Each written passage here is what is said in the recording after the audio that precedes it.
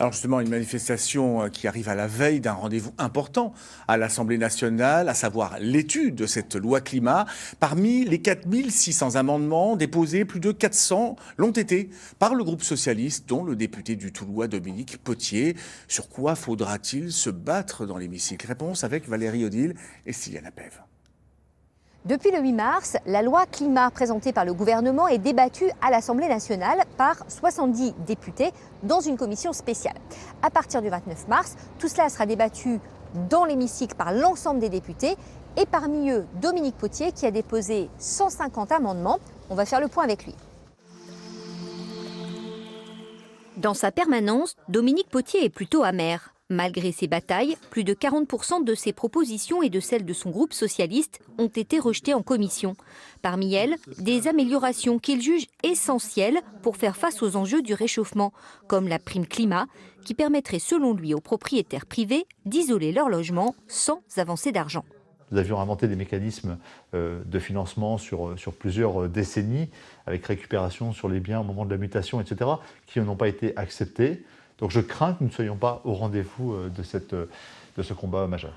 En France, 5 millions de passoires énergétiques attendent d'être rénovées. L'autre gros dossier qui lui tenait à cœur, l'interdiction de toute publicité qui ne va pas dans le sens du développement durable, comme les gros 4x4 ou les produits qui utilisent de l'huile de palme et déforestent la planète. Dans la loi, on interdit simplement la pub pour les produits pétroliers. C'est un petit peu si à l'époque de la loi Evin, on avait interdit la pub contre le tabac, mais qu'on avait autorisé celle sur les cigarettes. Donc on est à ce niveau de ridicule.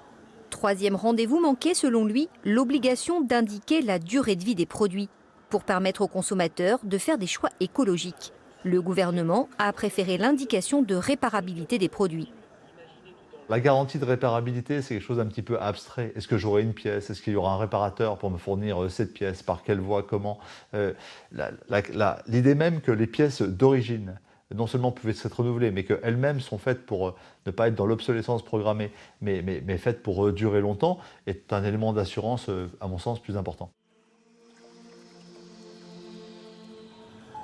La loi climat propose tout de même quelques avancées, même si pour le député lorrain, ce sont des petits pas qui mériteraient d'être complétés, comme le score carbone calqué sur les Nutri-Score, qui permettra de connaître le rejet des gaz à effet de serre pour chaque produit. Si on prend un seul critère, on peut avoir une vision totalement déformante. Ainsi, par le score carbone, nous pourrions avoir une part de l'élevage intensif qui soit mieux notée qu'un élevage qui valorise un cycle de l'herbe qui lui-même a une captation de carbone importante. Donc il faut penser cycle de vie des produits dans leur ensemble. Pour lui, il manque la biodiversité et les conditions de travail. L'impact environnemental dans sa globalité, un élément que les collectivités devront désormais prendre obligatoirement en compte pour l'attribution des marchés publics. Une bonne nouvelle dans cette politique des petits pas.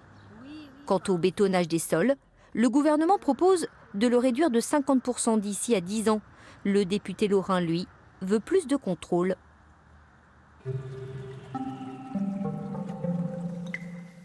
Tous ces amendements ont du coup été redéposés à l'Assemblée nationale pour être discutés par tous les députés dans l'hémicycle et peut-être votés.